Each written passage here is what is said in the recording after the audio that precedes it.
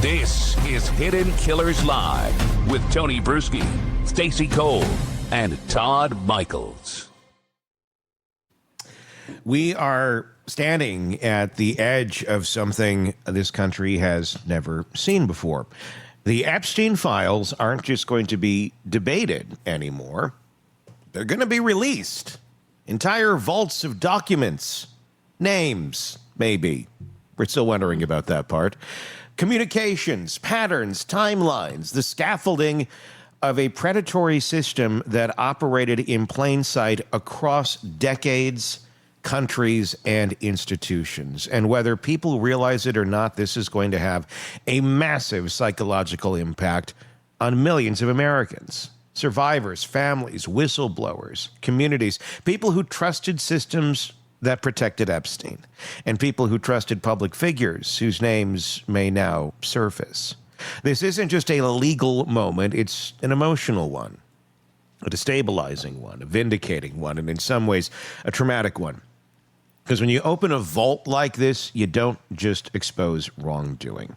You expose the mechanisms that allowed it. You expose enablers. You expose the fragility of trust. You expose how predators manipulate power structures, institutions, and social vulnerabilities. So today we're going deeper than headlines. We're going into the psychology, into the individual psychology, the institutional psychology, the national psychology of what happens when an entire country is forced to confront one of the darkest open secrets of our time.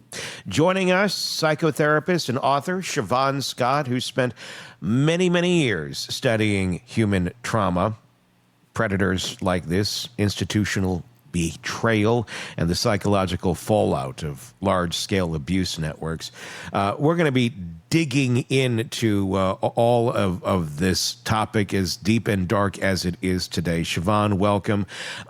Let's start here. Why do moments like this create the feelings that they do in our society? Well, right now you have, in some people, adulation, you have relief, and some you have panic.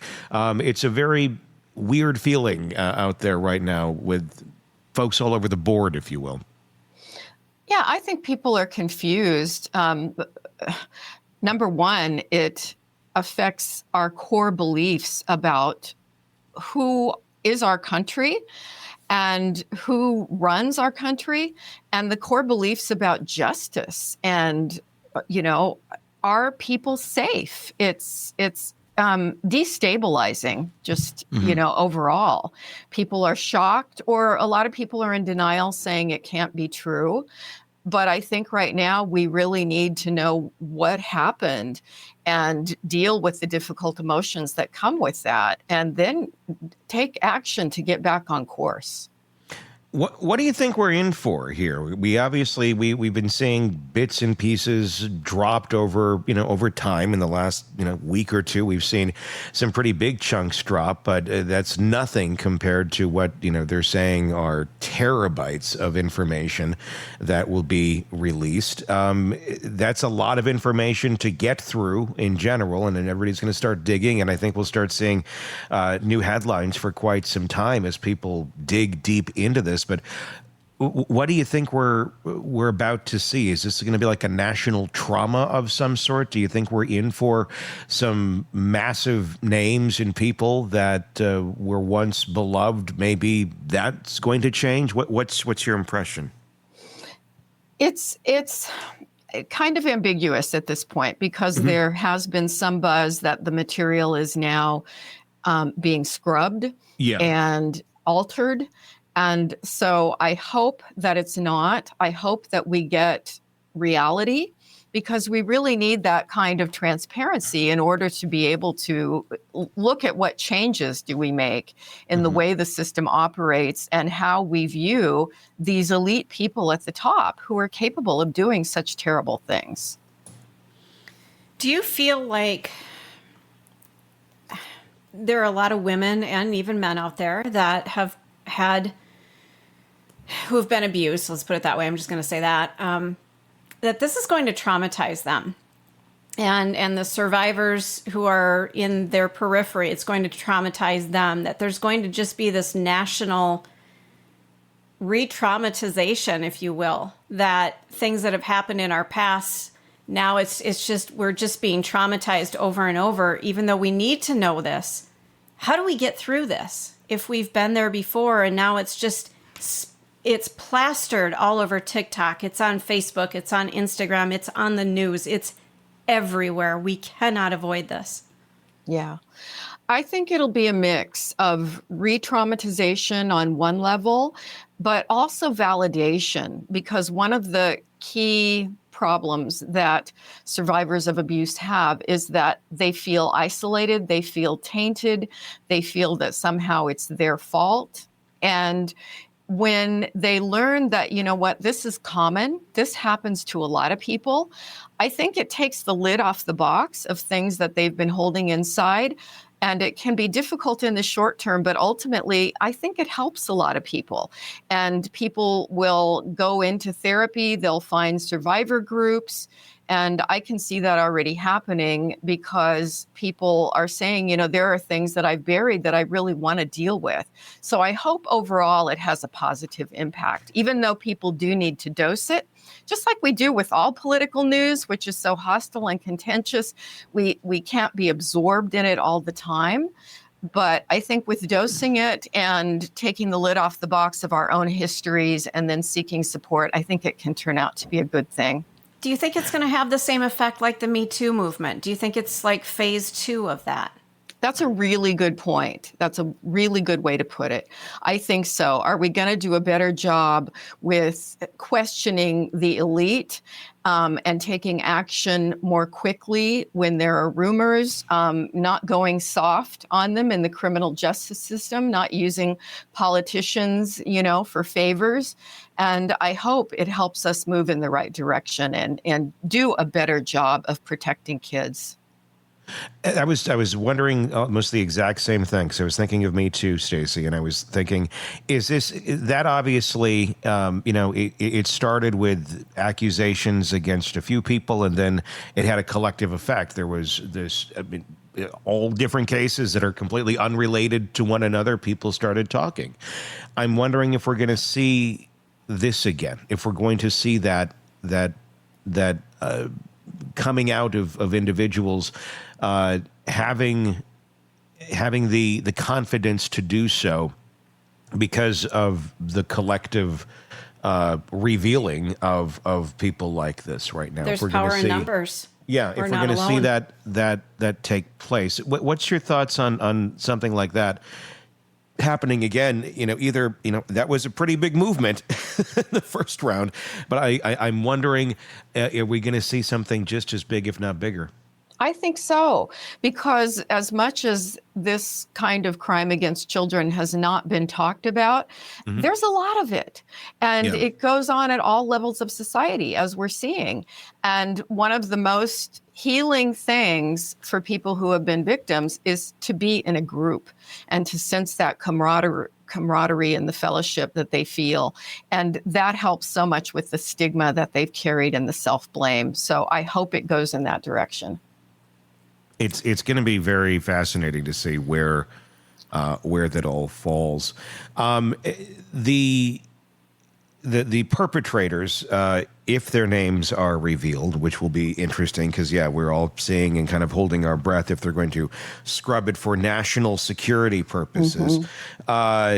I think the folks out there that have something to be concerned about are probably fairly concerned. But what about the survivors themselves as well?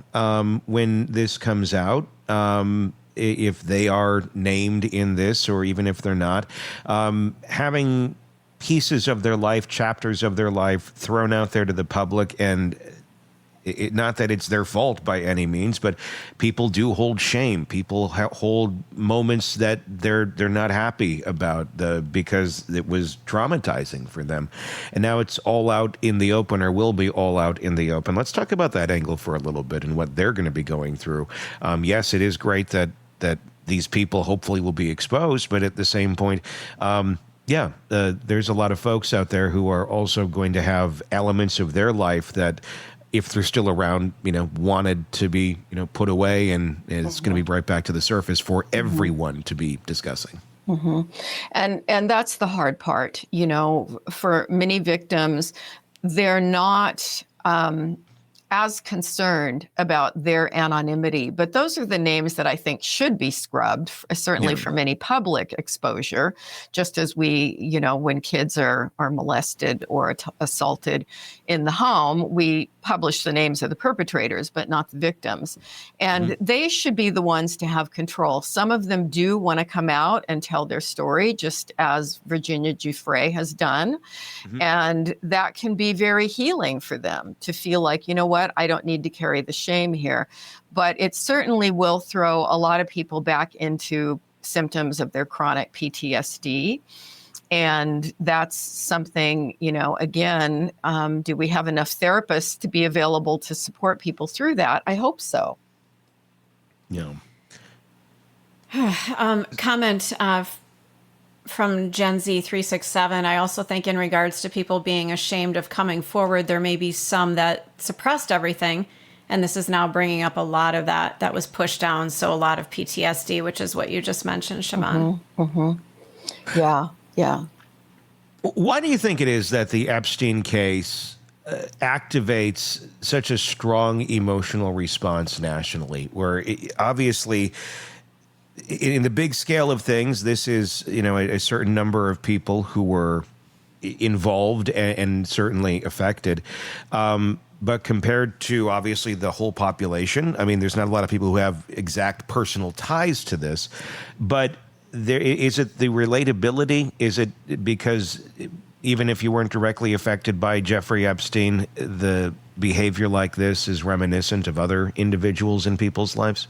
Definitely. It brings up their own experiences with, and it may not even be the sexual component of it, but people who have been abused in various ways and the power imbalance, that's also triggering and can set off responses.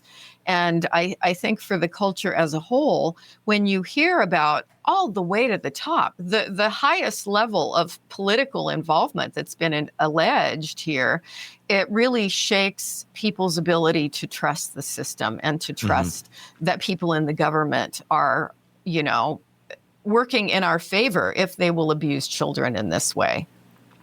Well, and what kind of a culture do we have where we doubt our victims?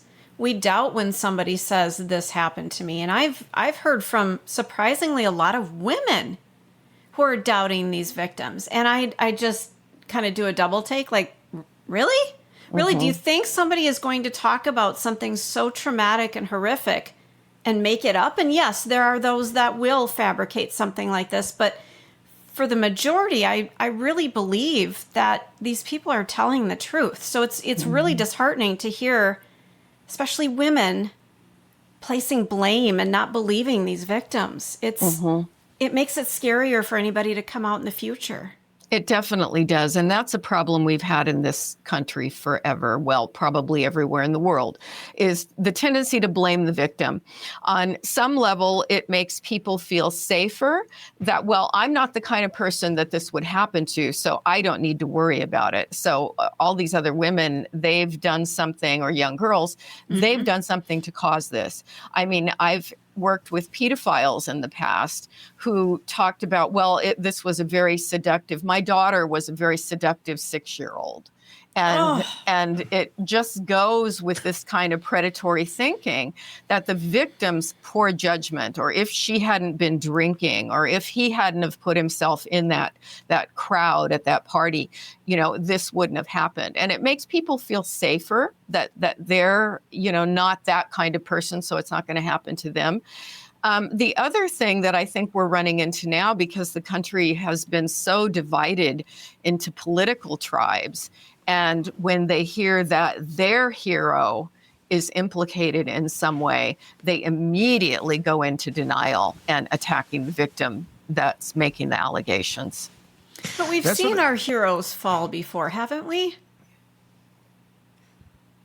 Yeah, I would think so, but I don't know if it's to this degree when you're taking it as high as this goes. And that's what I wonder about is how are even when this all comes out, are people going to believe it? If it implicates people that they don't want to believe could be monstrous. I mean, it's not a secret that, some of these people that are out there, I can think of many on both sides, of both political leanings, that the answer is probably yes, very monstrous. And if information comes out about them, not going to be shocked by it.